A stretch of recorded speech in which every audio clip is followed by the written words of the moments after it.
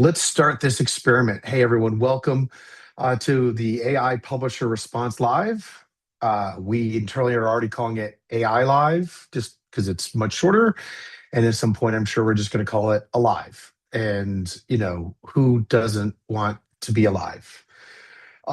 Looking forward to exploring where we can kind of go with this particular format. And the idea here, again, is that we are all trying to figure out where does publishing go from here. I have theories. I have thoughts. I have people that I talk to all the time. I want to test those theories. I want to have conversations where we talk about what we truly believe, refine those ideas, optimize those ideas, and ultimately act on those ideas. I, in my mind, I don't put a lot of guardrails to say that this is going to be conversations specifically about, say, automation or the LLMs or things like that. Like, I feel like there's a lot of ground that we could potentially cover as we develop this particular series, which is because I think that like we can't solve any one problem without thinking about all the other things that we need to solve for. And so my hope is that what we could do is actually with guest speakers, with talking about the news, with bringing people up on stage and like having conversations for, to bounce things off, the ideas off of and whatever, that we can really start to really refine some really core ideas that I think are going to be critical for the future of publishing. And so with that, I want to make sure that like my idea is that we're every other Friday for right now. We are going to do this up until our event on May 6th, which is AI Publisher Response. And then my hope is that what we're going to do is continue these conversations and this becomes really valuable. I thought this format will work best to do this as a Zoom, where again, I'm able to actually interact with people a little bit easier. We will all say like, look at to make sure we have on the right platform. We are attempting right now to live stream on YouTube and on LinkedIn. So if you're joining from there, welcome. But if you actually did register, it is something where I'll be able to kind of see your chat and we can add your opinions and takes on things there. We are going to be getting guests that this time this opening one is a little bit more about me laying out the vision. I've got a couple of people that I want to make sure come up and join me as I kind of dive into this conversation. But like we've already secured for next 2 weeks from now, February 6th, Amanda Sabrea, who was our keynote speaker at Basecamp Savannah. Amanda comes from a background focused on brands. And what I've challenged her and other people in the brand space is publishers have a brand issue, right? Like how do we think more like brands and how do we solve our branding issue? Let's just put it this way. I was at CES and there were many people who were like, are you still focused on publishers? And it was like, yeah. And you almost get this like little look of like, oh, how cute are you? Or, oh, he had such potential.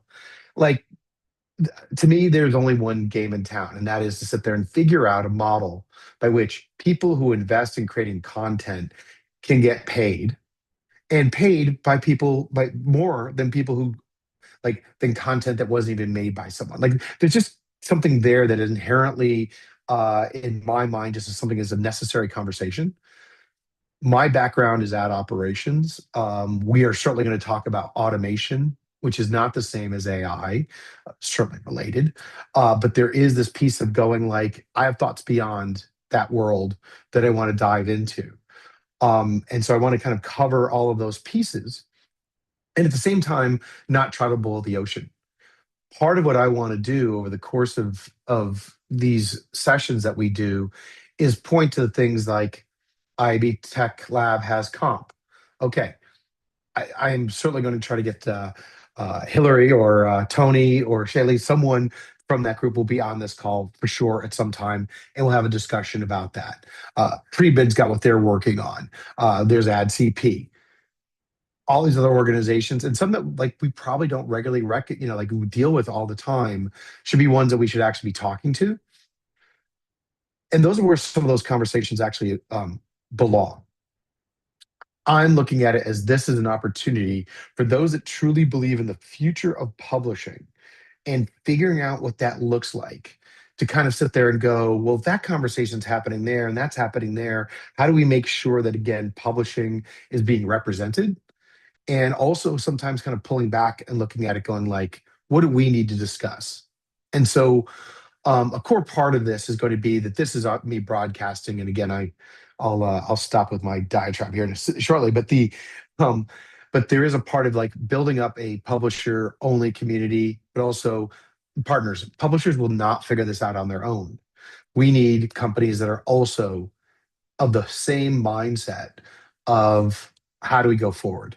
So we're going to build out that community, and make sure that those conversations happen and that they are articulated here, but also elsewhere. So with that, I mean, again, I want to make sure, think of this almost like a radio show in the sense that, again, I'm going to lay things out, I'm going to get guests, but by all means, use the chat, share with me your thoughts. Let's have a conversation.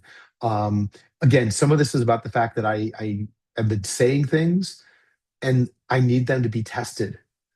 I think that there's just something, this idea of us all going like, yeah, yeah, it's going to be like this or that, and just going like, I'm not sure that that's necessarily true. Um, and will also just sit there and say that like, the scope is wide.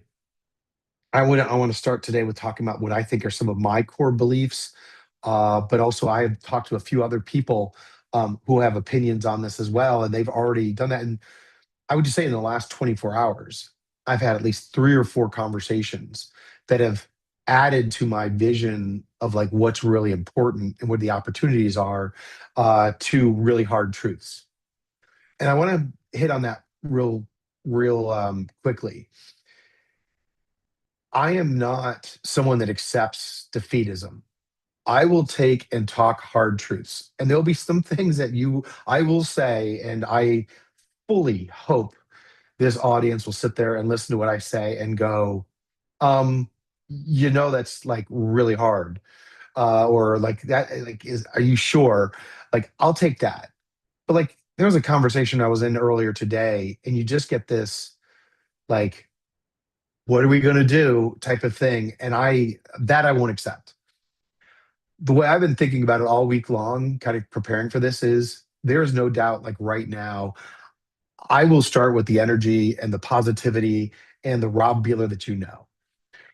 But my feeling is that probably by the end of most of these sessions, you're going to see the cranky Rob Beeler to who has just had to realize, I've always thought this was going to be hard, but oh my God, this is going to be really difficult to do. Um, and at the same time, my job is to wake up tomorrow morning and go, all right, brush yourself off and try again. What is the next thing that we can do? So if that's the kind of journey that you're also on, like again, I don't, there's no doubt someone's going to just take all the wind out of my sails and I will press on.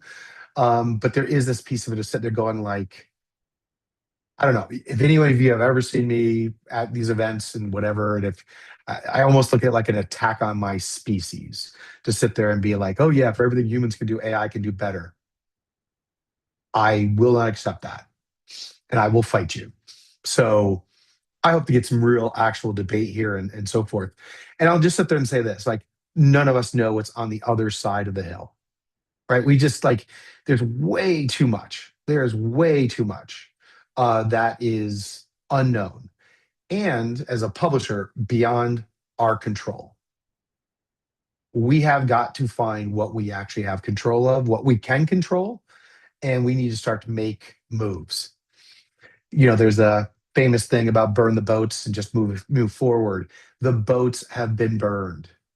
There is no thing but to act at this point. And so I say that knowing that like what that first step is, undefined.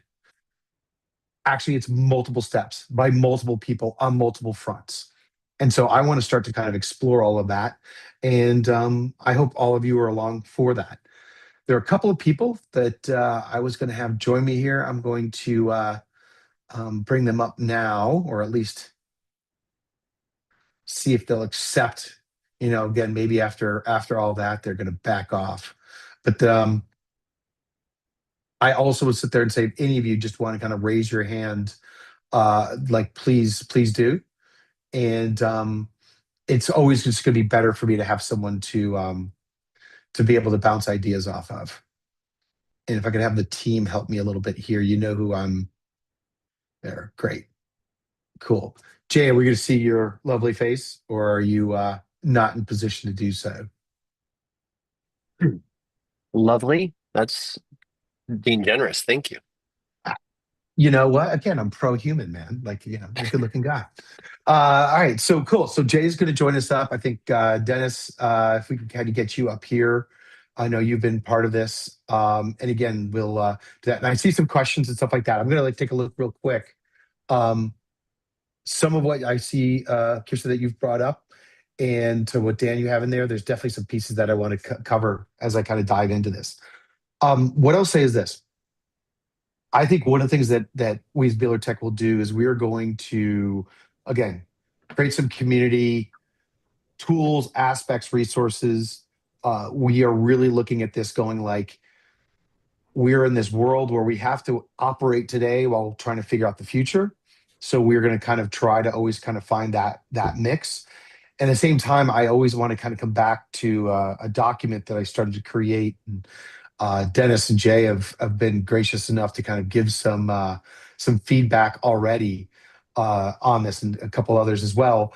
That I actually think we'll start to publish this out and just sit there and at the same time continually question it, right? And understand and go like, is this the real opportunity? Is this really where we should be going? So I'm just gonna skip ahead here and give this just I'll kind of quickly read and look at this. So this is not the document itself, just a little bit of a quick summary of it. But in my mind, there are definitely things that we have. If you got into this business because publishing was a good business, that part of that business is gone. It is hard work now, right? And we have to adopt new ways of doing business. Okay. All this again, easier said than done. Um, we have to look internally. We got to look externally. We've definitely got to sit there and attack on all fronts on this. And at the same time, I think many a publisher is going to make the mistake of trying to out AI. Like, what if I just publish faster? What if I game the system? What if I do this, that, and whatever? And I think that those things will ultimately fail. That it's ultimately going to come down to you have trust and you have created some sort of human connection. Those two words, by the way, in the last 24 hours, I've had conversations with people going like, do you mean trust or do you mean reputation? I think that's a valid, really kind of cool debate. Part of me as an ops person is like, yeah, that's wordsmithing.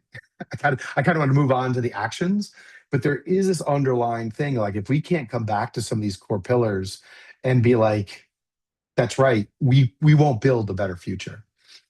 So Jay, Dennis, I don't know if off of this or if you want to wait for me to get to kind of the next screen. If hey, please know you can challenge me on everything. I do that intentionally for some of this, as well as if there's something you want to like elaborate or feel like we need to expand on. Same It's for hard everybody. to it's hard to have banter when I agree with everything you're saying. So you need to throw out I'll go to the something that's next screen. the only thing that I will say is the trust versus reputation. I think we have the competitive advantage in trust. The number one thing people are talking about in AI is hallucinations and it being wrong. You don't hear that when you're talking about a specific publisher often. Like certain, times and things like that. Trust is on our side and it's ours for us to take and like take advantage of that. Obviously, reputation comes into it as well, but I wouldn't say it shouldn't be a competition or a debate between trust and reputation. It is we have the trust, it's ours to have that competitive advantage. The reputations that we have and embody will propel it. And then that human connection is what's going to differentiate us from the chatbots and the robots that eventually take over. Yeah. Yeah, Go ahead, I, Dennis, please. I would just say it's even harder to disagree when the person tasked with disagreeing, I agree with as well. It just makes sense. I think the trust building has to happen on AI usage, what people are building, what people are using, what they plan to do. That's where the trust has to come from and be built. So I think that's what we need to work on. You know, what But are those there's guardrails? What's that what does that mean? And yet I'll argue against my own point. So if you guys aren't going to debate me, then I'll debate me. I mean, there's literally and I will say this, like I was going to put this as part of my opening. If you are underestimating what AI is going to do, I will argue with you. If you are overestimating what AI is going to do, I will argue with you. Like there's such an aspect of this. Humans make mistakes, publishers make mistakes. But there's a part of, like, again, that's the human experience piece of it. And you just don't have that expectation that AI is going to do that. So I don't think we can just completely rest on trust. I also think that, like, we are certainly in an environment now where, for reasons, people are trying to diminish the trust of publishers. I think that this is one of those things that we go like, yeah, we have trust. And it's like, but what did you do today to further grow that trust? Like, again, having an editor, maybe it's like, instead of having a retraction deep in the website, that, like, by the way, when we reported that it was going to snow 300 inches, we were wrong. To, like, it being almost like that video up front. It's like, guess what? Totally botched it. Like, to me, that would, like that's leading with people, right? Like there's a thing of going, the brands have the trust, but do people have trust? So I think that, by the way, is like it's like one of those things that almost everyone agrees with me on, and yet it's going to be the one thing that, like, as we go along, that, like, literally is going to be one of the most difficult things. How do you measure trust? And by the way, is my model to get as little trust as possible? Like, in other words, just enough, right? Or do I Yeah. keep doubling down on that? Like, what's the KPI? So I think those will be interesting pieces. Yeah, and AI is not building new content. It's just reframing, reorganizing the content that publisher created or that creator created, right? So the source is still the source. It's just a matter of getting validated and making sure that you are aware of that and it continues in some form in a new Yeah, world. yeah. Um, and so I started working on a little bit of this framing. I'm not quite what I consider done with this, but again, I look at these in terms of, again, areas that we will explore. And for some of you, again, some of you are all about the top category, and some of you are all about the part at the bottom. And I think that what we'll do is, again, just try to find the right mix of that.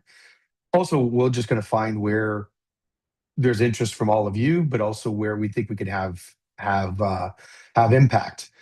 And to me, one of the parts of this is, like, the LLM strategy. Every publisher should, if they have not already, work out, let's just say, what is defining what their relationship is today with the LLMs. Are you going to block? Are you going to sue? Are you going to just try to feed them better? What combination of that does that look like? And I think, again, this is one of the things that, like, we will bring in people who are thinking about that in new ways. Not all publishers are going to be able to get licensing deals, but maybe there's coalitions around that do make sense. And we will talk about that, because I think those are going to emerge. One thing that I know Jay is very focused on is these marketplace strategies. There is, Jay used the word already, and for some of you, if we have to discuss this and explain that, what we as publishers do actually have leverage. Normally, we walk into these rooms, we walk in thinking we don't, but there is a leverage that we have. And as opposed to stopping or suing, you could also sit there and go, what might be models by which we get paid by the LLMs, by users, by others, by what we do for what is going to be a growing world of people focused. Like, the digital world is going to be more AI driven. So what does that look like, and so forth. Um, I'll just finish my thoughts, guys, and then, again, you just weigh in where it makes sense. Right? Is the social platforms. I see all of us having to figure out and be on these platforms, competing with people in their kitchens who prop up an iPhone, and trying to get people's attention on these platforms whose algorithms are to go what people want, not necessarily what people need. And also, a YouTube video will not make nearly as much as a pre-roll on my website. but how do I not be where all the people are? And I think we're gonna have to figure out new social media platforms. And I also just sit there and think that there's just a need for building out the standards. Again, you've got Tech Lab's got comp and you've got others, but we have got to sit there and start to work out some ways to manage that. Open to anyone's take on whether this is where to put our attention. I'll also sit there and say, like, who's doing a really good job of this? We'll bring them on, or we will point to those things. Again, there's way too much on this list that I'm glazing over to sit there and say like really deep, long conversations. I also think one of the things that to me is really key on this is a new relationship with our audiences. I'm going to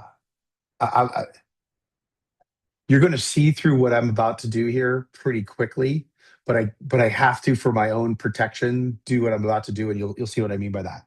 Let's just say you have a website dedicated to pickleball.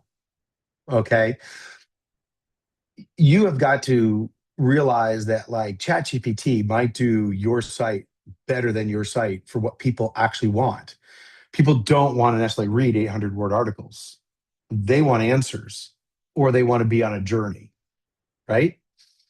So how do you get them to, like, for now, and again, I think this will be one of our conversations, is like, for now, you want people to come to your website. How do you get them to do that? You again have to reach out and talk to your audiences in new ways that I don't think we do. I think too many of us are very happy with people visiting our website for 10 seconds and calling it a visitor and being like, look how big we are.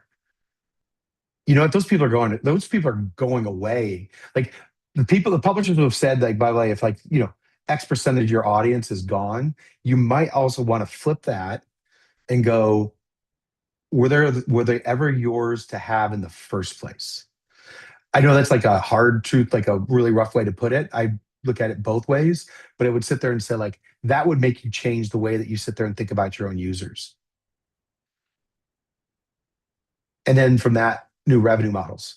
And we'll talk about subscriptions and we'll talk about all the things. But you have to have people, you have to be chosen. You have to sit there and now, like, okay, if you're the only newspaper in town, people came to you. You were good.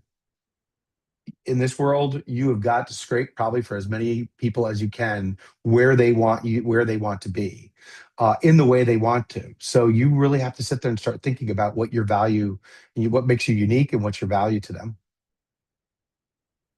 And then, and I know this is Dennis's part. I mean, and for those of you who don't know, like, Dennis and I go so far back from his days at Conde Immediate Advance and his work at Jiffy of building out these things, and some of his current work, right, is internal. Underlying, and again, I will say I am known for and talk mostly about revenue related topics. I think I think it's fair to bring that we will bring content people into these conversations. But underlying AI's opportunities to actually figure as a publisher for how you lower your cost of doing business, right? Like, your editors, your writers should be using AI to improve what they do, but not replace what they do. Right? I think that's the key piece here. I use this when I'm talking about things like self-serve and whatever, of like, if your minimum buy is $500,000 to buy on your site, what would it take to do 50,000? Well, guess what? What would it take to do 500? And if you're sitting there going like, there's no way, you better think about a way. How efficient could you become by, again, leveraging automation? And this is, again, is where we'll always have this fun debate of like, I will walk right into this trap of just saying AI when I mean automation. Dennis, it probably happens to you every single freaking day. Oh, it happened to me 10 times today already. But I think you're spot on. Automation, AI, whatever you're gonna use to automate platforms, just know it's not a replacement. right? Like there is something very important and extreme value that people bring to that weird process and crazy process. And AI is a tool to give those people more time or more access to the information up front, but it can't replace kind of what I call the magic. It's not, ad ops, rev ops, even, where I'm at now, booster, like all the things they're doing. The special parts are the human pieces to it. And while we can cut costs, create tons of efficiency, build out a lot of kind of repetitive things that people do, it's all for that value of giving that person the time to really do special things. And I think that Right. gets lost in the fear that people have with automation and AI, and also the requirements and expectations that certain people have because they want to get rid of, all this stuff. It's you're or a budget piece, but people are more than that. This is I, just it's a great tool. You know. appreciate that. I want to make one comment, and then thanks, Scott, for joining. Didn't see that you had come on. You've again been helpful in starting to get these conversations to going, and I want to make sure to wait on it. I'll just make one point that like I'm going to take the stance when we have these conversations as part of the event as well as the podcast or the content we provide is a little bit of the hard truth that um, there are people in senior level positions who would like to get rid of headcount. They've been sold and continually sold that AI is just going to make all of that go away. I think we're seeing that that doesn't work quite as well as people think. And I also think that the publishers, again, who just go all in on it, are going to lose their soul in the process and what made them actually special. And so there's this aspect of going, if you are sitting there going, and it sounds like I just said, like, wait, sounds like I might be losing my job. I'm gonna say like this, just do it this way, yes. So guess what? What do you want to do? Do you want to fight and save your job? There is plenty of opportunity right now to be the change agent, to do things better, to what Dennis talked about. Like, if your job is pulling reports, it's going to be gone, most likely. But yes, I think what do you add? Like, all that kind of stuff. Like, I'd rather talk about that than sugarcoat this and just go, like, I hope this all just gets better. Mr. Messer, you've been sitting on the sidelines.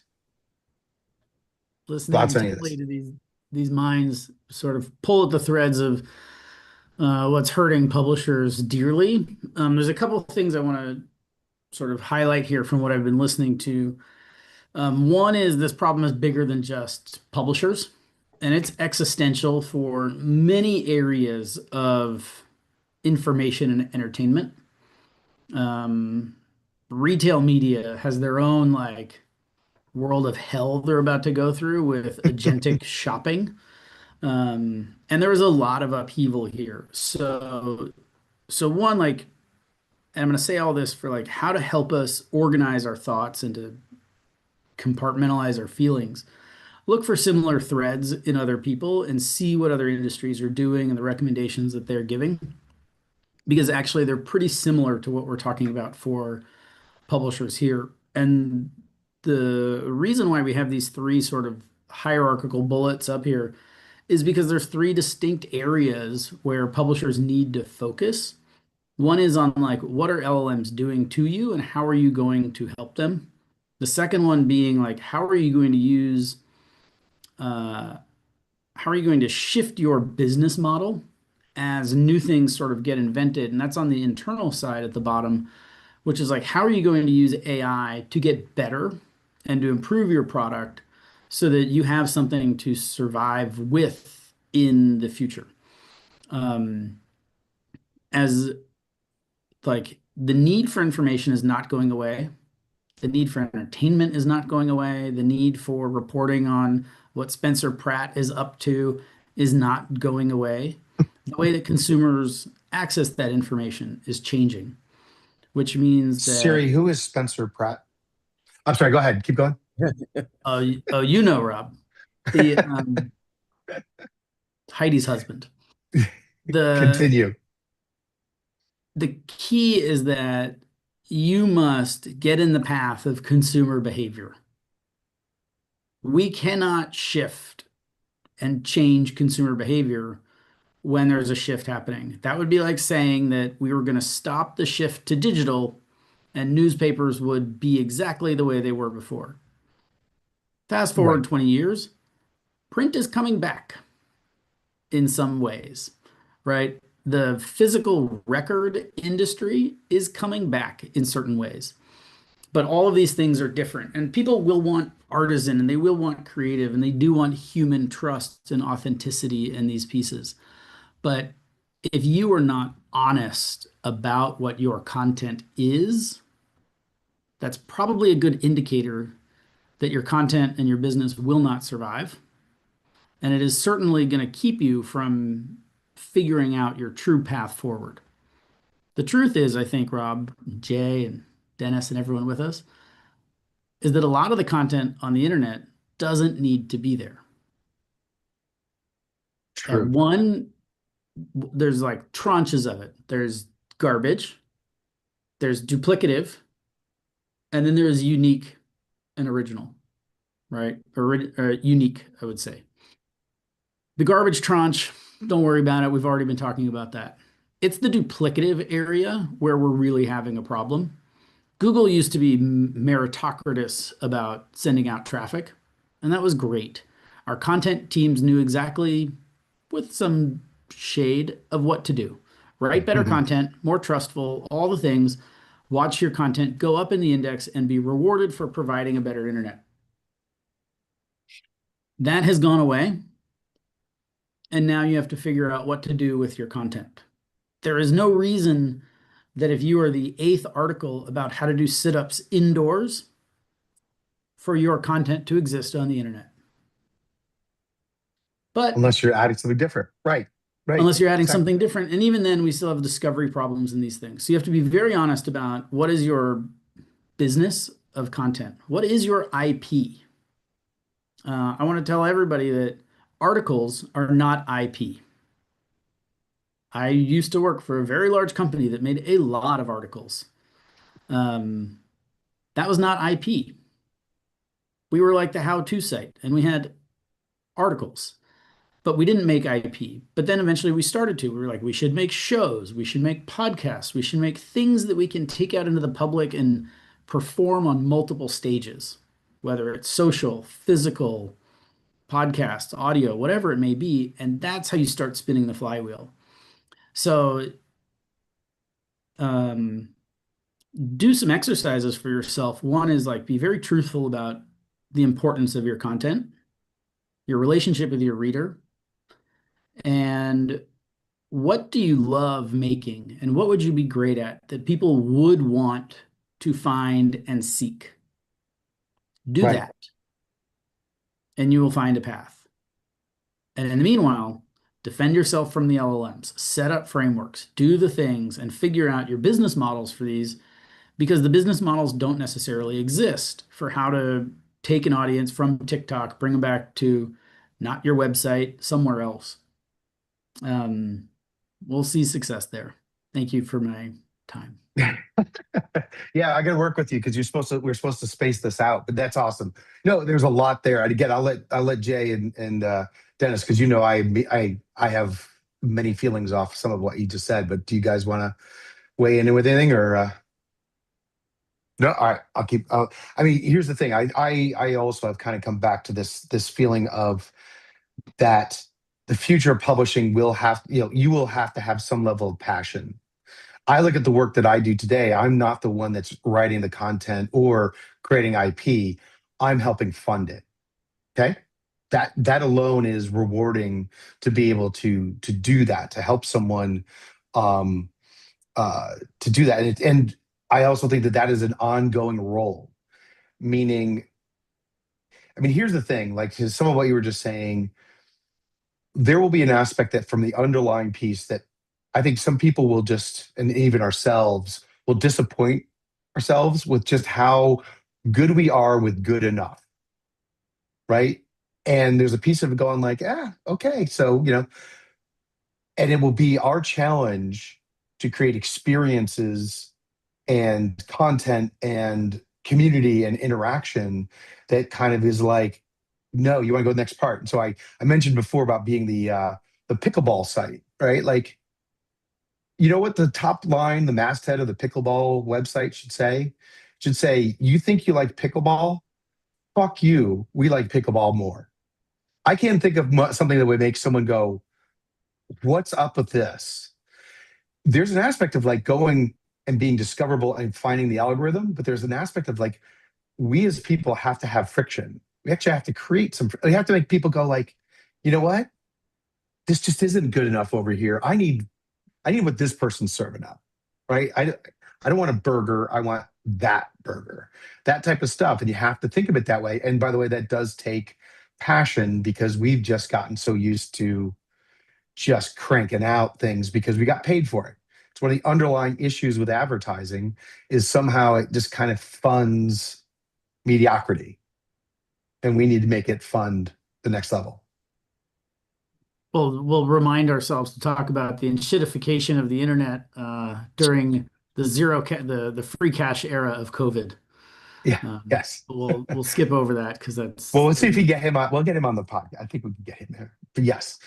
Cool. I'm gonna just kind of move on. I'm seeing some great things we could dive into, but I actually think the next one really this is where I think is where you guys can stop agreeing with me a little bit more and tell me how to look at this of, you know, there is this underlying model, like a lot of conversation I was having earlier today, where again, like this idea of like, why will there be websites in the future? Scott, this is your phrase, so I'm going to give it to you, back to you, but you were saying the website is no longer your front door.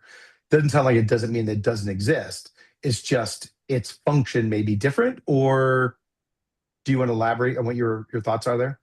Yeah, I certainly will. I think this concept really came about when companies like Morning Brew and the Skim launched, and you realized that you could run an entire business off of a newsletter and actually make a ton of money. And so we used to use that as a mantra inside my old company of like, when you're thinking about your newsletter strategy, pretend it's your new front door or it's that important.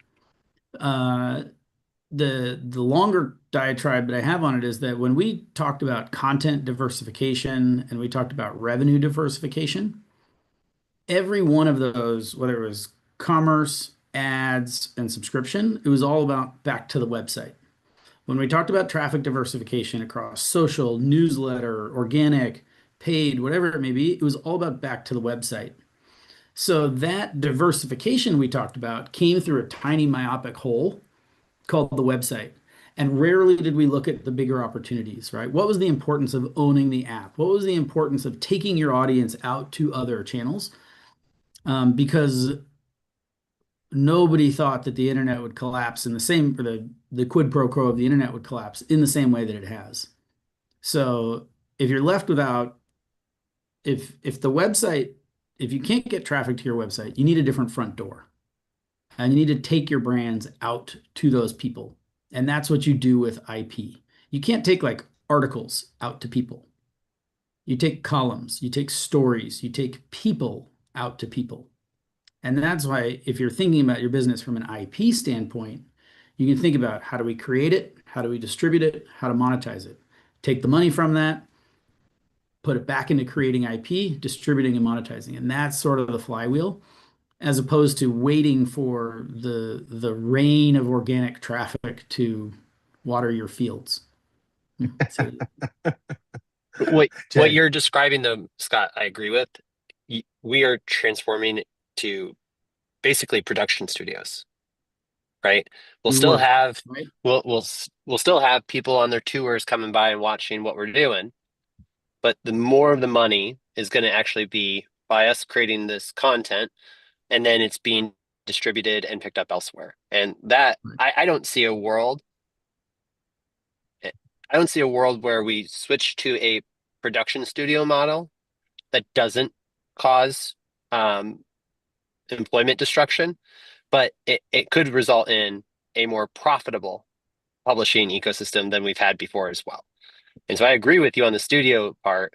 We will continue to have people that come by, but primarily most people will get the content from we have that we're producing elsewhere. And I actually think that's going to cause a challenge within the second bullet point here is like relationship and user experience becomes more important. I, I think, yes, definitely on the user experience. On the relationship side, I got to tell you, when I talk to Claude or ChatGPT, it like how it personalizes it for you, that relationship is much stronger than my relationship to ESPN. And like I go to ESPN every day just to see the box scores, but my relationship is way better than with the chatbots than I have with ESPN. And the user experience comes into that, right? I'm not really taken over by like the user experience. It's just chatbots. Like that's not nothing special there, right? And that will evolve over time. But the user experience on ESPN drives me nuts. Sorry for anyone from Yeah, I Disney mean, and this ESPN is here. this is a great point that we'll pick on here, right? To take that ESPN example, Hmm. right, of a company like ESPN, do they have to think about how to create a personalized experience for Jay, way beyond what current site personalization thinks of, and to be your sports authority? Maybe they do. I, and again, there's this really interesting part, right? Like I've modeled this out. If I was thinking about this a while ago, and of course we've kind of probably seen it, that like, what is the value of even listening to like sports radio? Because you could have AI do sports radio. It could be AI with AI, and guess what? You could even probably in the future you're just going to sit there and go like, I really like someone really spicy, right? Let's just also say that you happen to be a Jets fan, right? Oh, Like you're gonna so say, bad. and again, right, and so you're going to like you're going to oh, we just lost half our audience. No, I well, thought I was on mute. you Sorry, Rob. that's the you're just gonna be able to with AI to go like, tell me what's going on with the Jets, but like, don't tell me like the the bad, like I want you as AI to have bias, that you're just like, we almost won last time. Like, don't tell me that we lost. Tell me that we almost won or we were cheated again or whatever it is. By the way, I'm a Dolphins fan, just so you know that like I can like take a shot at someone across the aisle here. But there is this aspect that like, again, another opportunity about the relationship of the user experience is just going to be, I think that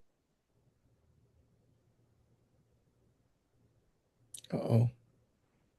So you ever talking about the Jets too much? Oh, good. I Someone thought it was unplugged his me. internet. oh, did you lose me? Yeah. Am I back? Okay, yeah, Lumen, shit. forget Okay. the internet bill. Yeah, see. I told well, they don't want me to say what I'm about to say. Hopefully, I'm back.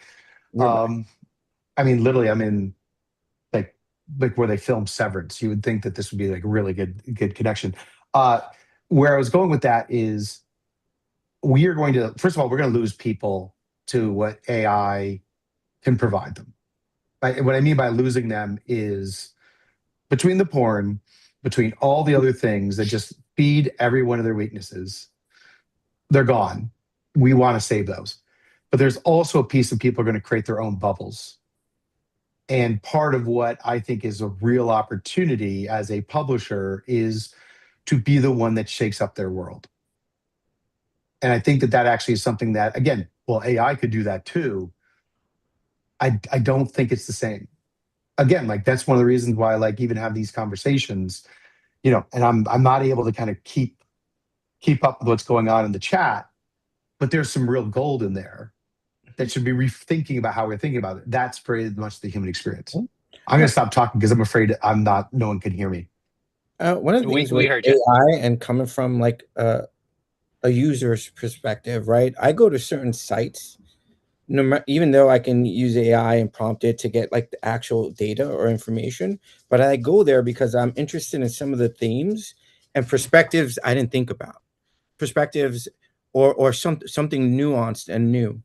Like I don't think that can be replicated. So I think that's a value that I don't see changing for certain people. It's just a matter of how much they can do with that. Because I just don't want to see a breakout of of like sports or sneakers. I want to see images. I want to see someone's take on it, especially someone's take on it that I hate or I don't agree with. Right? I'm never going to design or prompt the agent to be like, this is me, send me the opposite of everything like that. You know what I mean? Like, so there's so much value in that still with publishing. You bring up a point, and for all the downside of everything we've talked about with the open web, um, and of course we will talk about Google and we'll talk about that, but Google allowed a lot of people to have voices and create those voices, grow those voices, and for it to be exposed. Social can kind of do that. I don't. I, I worry a little bit about the fact that, and it's, there's something that Scott said that I'm going to like be thinking about a little bit more about this idea of like, in one sense, you're going to send out all your IP or you're going to send out that stuff for someone else to distribute, but you kind of probably want a storefront, right? So want someone to buy from you directly. Like I think that will exist in whatever. But I just sit there and think that like if it gets harder and harder for people to actually be heard, we're only going to hear from the people with the largest voices and whatever. And that is literally that is a loss. That's some of what we're trying to protect, I think, in this. And I just think that it's and one thing that I've used this analogy and I probably need to kind of work on it, but I think of like AI responses as being beige. Super colorful. Yeah, yeah. I've looked at Nano Banana and I've looked at like all those things. It's very fun. But I'll just go on this quick tangent. People kind of know where I stand politically on things. And if you ask me about gun control, you ask me those types of things, I've got my opinions and they probably line up a little probably more nuanced because of where I grew up in the country and whatever. But I will tell you this. It was Killer Mike. So they're going like, yeah, great, do all that regulation. Guess what? Guess whose guns get taken first?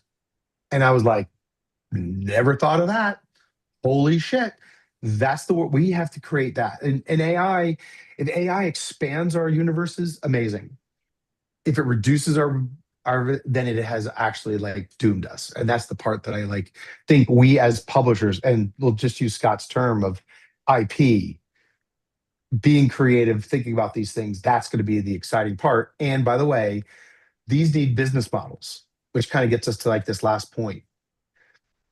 If you do it just for the passion, good for you.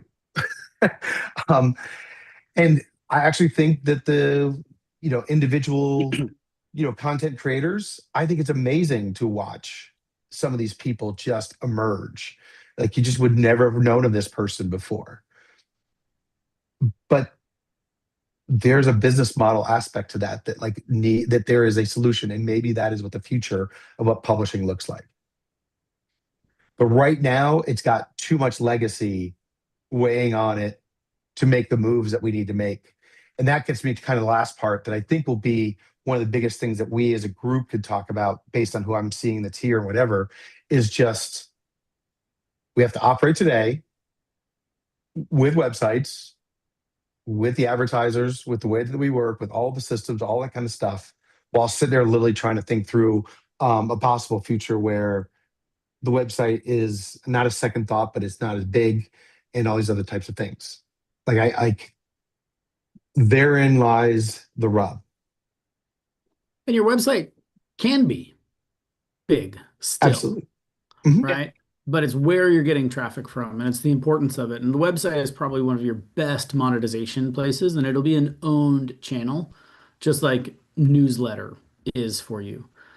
But your traffic sources change. I want to, you're talking about studios and distribution and things like that, and it reminds me of Disney. Disney made all the big action movies, right? Which I think in this analogy is the biggest voices is what you hear, right? That's all we heard for like a decade was superhero, Iron Man, Marvel stuff. I did not appreciate that era of film. It's fine. But Disney would not release a movie if it wasn't big enough to launch a wing of the theme park. right? Why Right. make a $200 million movie, spend $50 million in advertising if you're only going to make $250 million back or $1 billion in box office? That's a lot of money for everybody else. But Disney was like, we're going to pump 10 billion through the theme park on that new area. And that's where you see a lot of that development. And I think that's happening.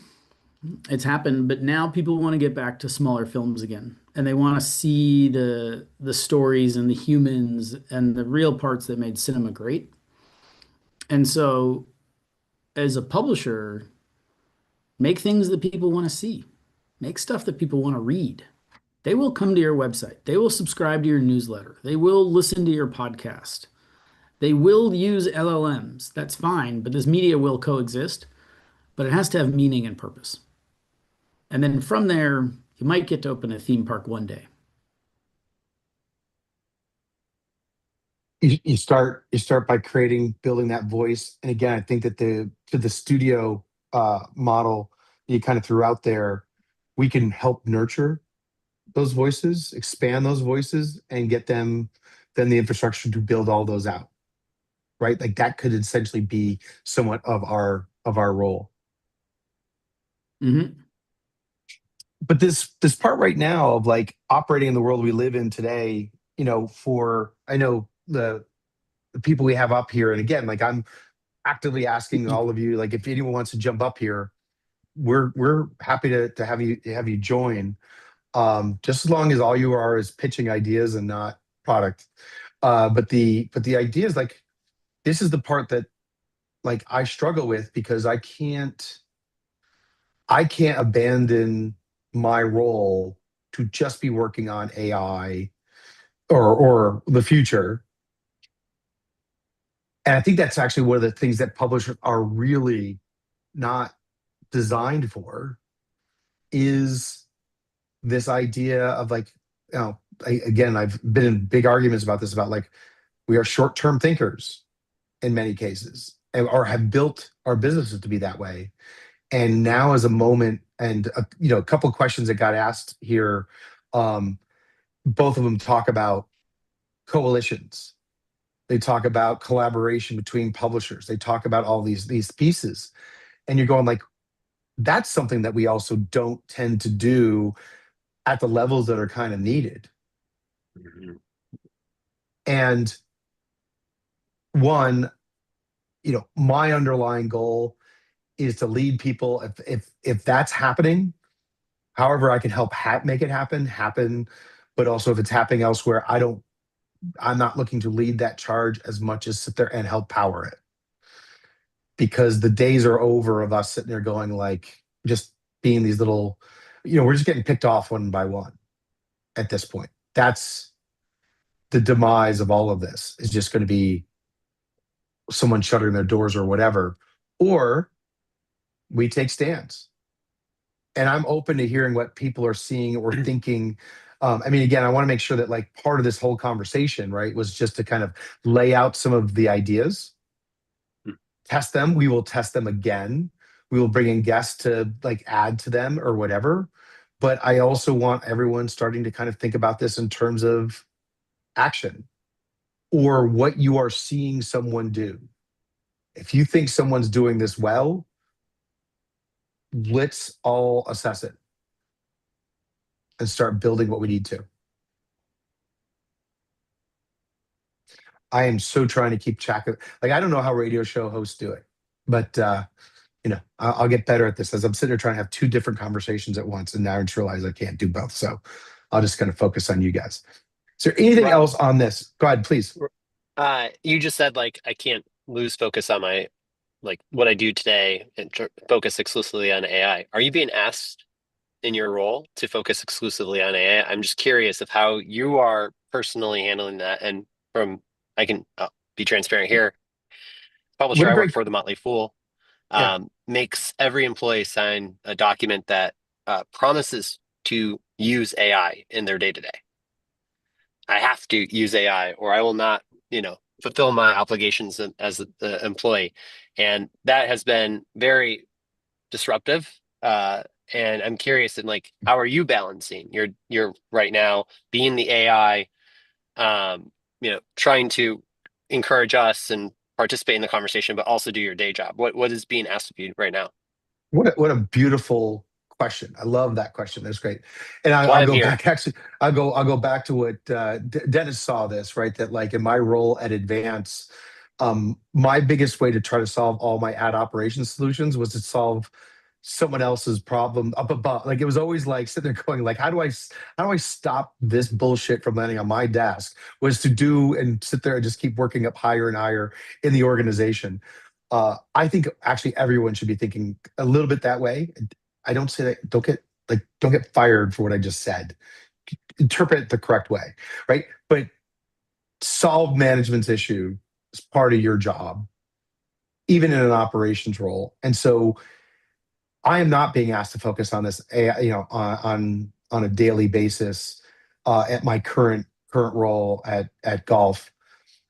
My job is keep the lights on.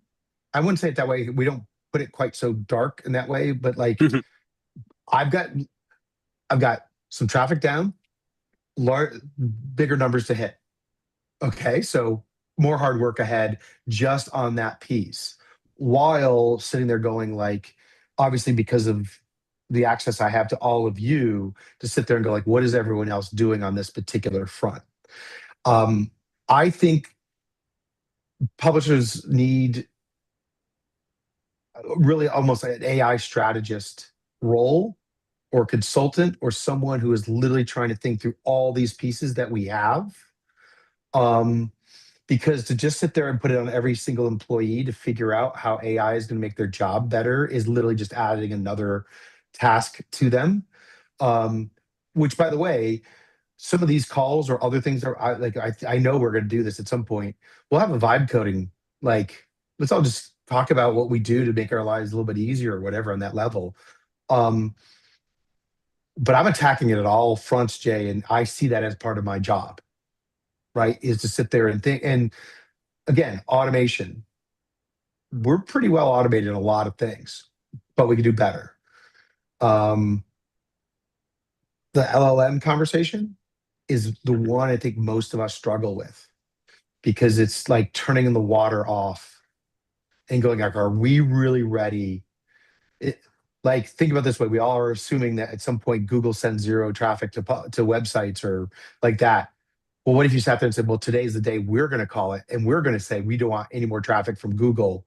And I don't know many a publisher who's going like, yeah, let's see what that's like. Like it's just, you know. And so, but at the same time, if you aren't starting to think about it that way, you're not trying to take your own destiny in your own hands. So, but I look at it like everyone should be sitting there thinking about what can they get off their plate so they can do the higher level thinking. And then, by the way, you got to let people know that that's exactly what you're doing. I'll share one other story from back in my dentist days. I used to give a report to my boss every week about where we were with, and I called it business intelligence at the time. By the way, I needed a data warehouse, but I said business intelligence. And I give a report, and the guy's like, this is not a project. We're not actively going to do this. We have no budget. We're not going to do it. And I'm like, I know. Next week, I'd sit there going, I learned this. I learned this. I learned this. And, and then I didn't give him the report. And then I got asked, what happened to the report? Did you give up? I'm like, no, I wanted to see if you were reading it. And then I left, and then Raul, Dennis, and Derek all took over after that and did amazing things. But that's a different podcast where I take credit for all of their success. We're hitting the hour mark. If there are things that were unsaid that need to be said, I'm happy to stick around. I also know a lot of people will have to leave, and I thank you for joining kind of the first one. I feel like this one was trying to get scope, and thank you, Jay, Dennis, Derek, and Shai, and everyone else that was Jared. I see a lot from you in there. I think there's a piece of that of like, thank you for being a part of this conversation. We're going to continue this conversation. Sometimes it'll yield amazing fruit. Other times it'll just be frustrating. That's the hard work that's kind of left. And so, I'll share one thing that I had thought I might be able to work in. Um, I will give you an example, and I don't have her information here. At our event in May, pretty close to locking down someone from an organization that helps journalists get out of jail or track if they've, who's been killed and whatever. And in one respect, you go like, what does that have to do with AI? And the fact of the matter is, AI cannot be on the front lines in Ukraine. You need someone there. We need to create models, or otherwise we will not get the facts that we need. And while facts are not in vogue anymore, we're all kind of done with facts. We'll need them. And to Scott, who's leaving, his point before, maybe we are Yeah, maybe don't we're let the me future. tell you about like robots that can watch sports and transcribe sports Yeah, scores and give you the rundown. all of I that's hear you there. though, man. Like we still need it. Still need it. Got to have something on the Still need front it. line. There still has to be a camera operator. Like we got to do the stuff. I appreciate this. You guys all have a great time. Thank you. Right, thanks. I'll leave with this unless someone else has anything else to add. But first of these conversations in this particular format, we will be sending out notes to invite people to again participate more on even, I won't say daily basis, but like, there's some amazing articles that I've been reading that I think are worth discussion. I fine tuning these things and turning them into action and working the problem. It's the one thing I can say about the audience that typically comes to Beeler.Tech stuff is you are all problem solvers. This problem's a little bit more than whether I should, add one more partner to my, pre-bid, your header. Like it's a little bit bigger, but it is the problem to solve. And so with that, I want to thanks again, Dennis, Jay, and Scott for joining, and again for everyone that was been participating in the chat and whatever. We will continue to evolve this. Thank you so much. Have a great Friday.